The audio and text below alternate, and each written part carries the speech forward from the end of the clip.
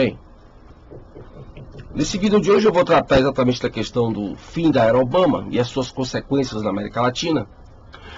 Mas antes eu quero fazer só uma observação, que às vezes as pessoas me pedem assuntos que eu ainda não tenho uma fonte muito fidedigna. Eu ainda não tive tempo para estudar o projeto de reforma da Previdência, e por isso que eu não posso fazer análises apressadas em cima de informações da mídia oficial, sendo essa mídia oficial sabidamente a grande fonte de fake news hoje no Brasil. Então, assim que eu tiver acesso a informações confiáveis, eu também vou fazer uma análise sobre a questão da Previdência. É importante que vocês coloquem as ambições, que vocês coloquem os desejos de vocês aí nos comentários, não tem nenhum problema. Mas eu só estou dando uma satisfação, que às vezes alguns assuntos que são importantes eu não comento por conta disso. Eu só comento aquilo que eu realmente sei, aquilo que eu realmente tenho certeza, ou que eu tenho sérias desconfianças, enfim, tá bom? Fica aqui o meu esclarecimento, e pode comentar no vídeo, pode fazer solicitações de assuntos nos vídeos do final de semana, ou nos vídeos do resumo da semana, da sexta-feira, tudo bem, tá bom? Muito bem. O que nós estamos vivendo hoje na América Latina, com essa questão da Venezuela, é exatamente o fim da era Obama. Né? Por quê? Porque foi exatamente a presidência do senhor, no governo do senhor Barack Obama, não por coincidência, que você começa a ter uma reformulação radical da geopolítica latino-americana. Né? Então, não é por acaso que, coincidentemente, a partir do governo Obama, você começa a ter um alastramento do comunismo na América Latina. Claro que com as suas novas versões, bolivarianismo, já foi o sandinismo na Nicarágua. A América Latina sempre teve essa característica de que, quando mais recentemente, pelo menos, o comunismo ele vai se adaptando, ele vai sendo adaptado, que é algo muito previsível nas teorias revolucionárias, e ele vai ganhando novos nomes. Mas a questão é que, agora, com a chegada do Trump, já era de se esperar. Não há nenhuma novidade para quem entende um pouco de geopolítica que esse contexto iria mudar. Né? Só que, por que o interesse da China e da Rússia na Venezuela? Por que a Rússia e a China estão dando apoios ostensivos à Venezuela? Agora, na era da tecnologia, você pode usar certos discursos, como a China, por exemplo, vem utilizando, para se relacionar melhor com determinados países chaves dentro dessas estratégias geopolíticas. No caso da Rússia, que sempre teve um olhar predileto para a América Latina, a Venezuela se tornou, de fato, a menina dos olhos da Rússia, seja no seu período mais evidente da União Soviética, seja agora nessa versão mais aberta de uma ditadura nos moldes do Putin e da KGB, que hoje comanda ainda a Rússia, através do FSB, que foi o nome que Putin utilizou para substituir o nome KGB. Ele mesmo, um alto oficial da KGB, que quando não é primeiro-ministro é presidente, quando não é presidente é primeiro-ministro, e nisso ele já está no poder há uns 20 anos. Então, vamos lá. Então, a Venezuela, ela se tornou a menina dos olhos, fundamentalmente porque a Venezuela, ela tem condição de subsistência. A Cuba foi uma longa-manos importante da União Soviética, Mas, como é próprio do sistema comunista, destruir toda a economia, destruir toda a engrenagem da estrutura republicana verdadeiramente democrática e transformar tudo num comunismo altamente destruidor, Cuba ficou sem nenhuma capacidade de subsistência. A única capacidade de subsistência que Cuba passou a ter foi exatamente o narcotráfico. Narcotráfico esse, inclusive, que não só vai ser administrado pelos irmãos Castro, mas como fundamentalmente também vai servir de uma das principais fontes de renda para Cuba, uma vez que Cuba se tornou o principal canal de tráfico de drogas, particularmente para os Estados Unidos. E isso já é uma coisa antiga, mais ou menos aí pelos anos 70.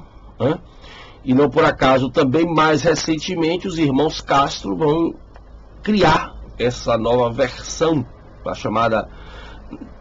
do chamado narcoterrorismo, onde grupos terroristas começam a se articular com o narcotráfico e desencadear todo um cenário geopolítico que vai influenciar não só o Brasil e a América Latina, como também África e Ásia.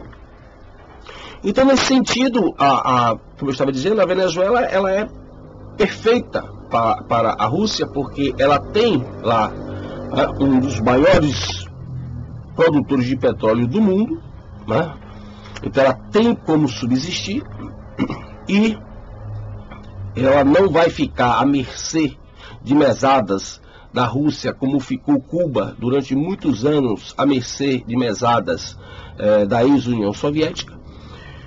E ela pode, com muita competência, como fez, começar a financiar outras formas de revolução pelo mundo afora.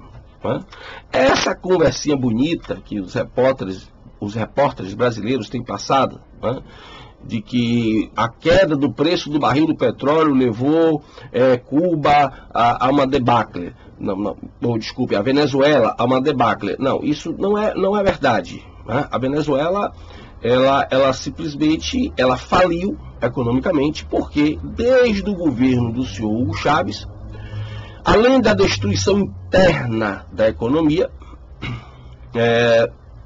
o governo Hugo Chávez, depois o governo Maduro, a sua extensão, financiaram grupos terroristas, financiaram narcoguerrilha, financiaram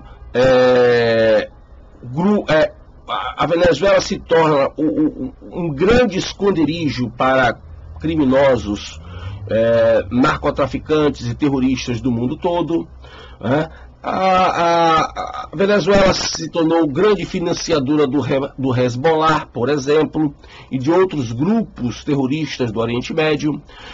A Venezuela se tornou financiadora também do Partido Comunista Grego, com o Partido Comunista Grego, via a embaixada da Venezuela na Grécia, que o Partido Grego vai ter a sua ascensão ao poder e destruir também a economia da Grécia.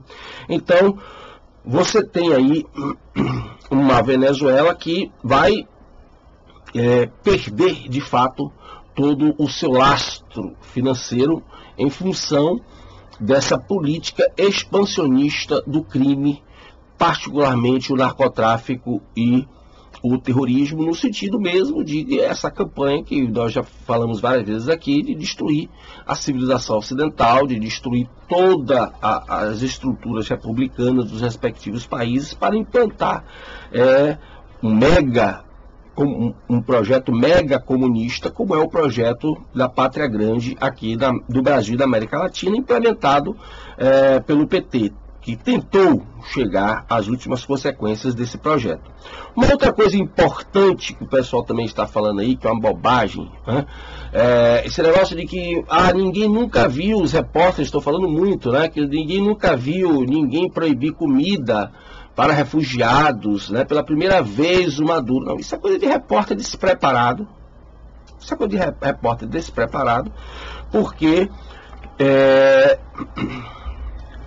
algumas décadas atrás, por exemplo, a Etiópia e a Somália, só para citar dois simples exemplos, você vai ter exatamente a fome na Etiópia e a fome na Somália.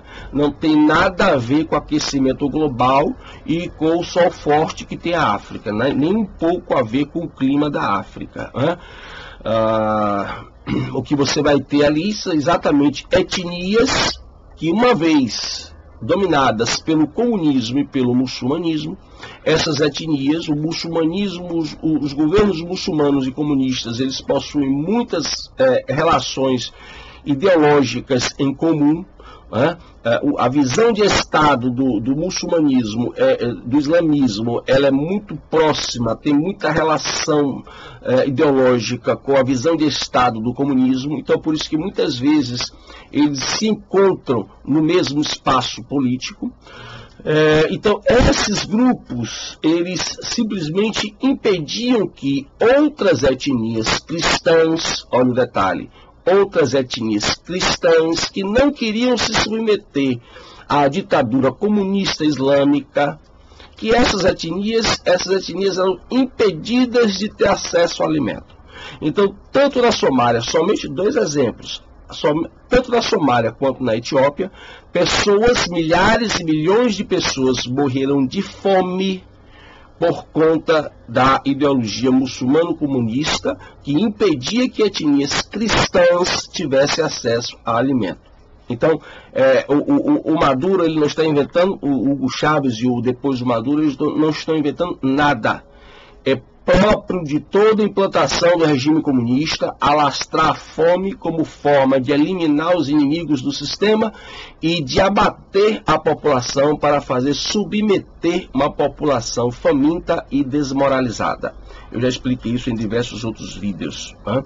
Então, eu espero que esse vídeo tenha esclarecido algumas questões importantes e que você fique atento para essas informações superficiais e sorrateiras que são passadas pela nossa imprensa oficial, a grande fonte de fake news hoje no Brasil e no mundo, tá bom? Muito obrigado pela sua atenção.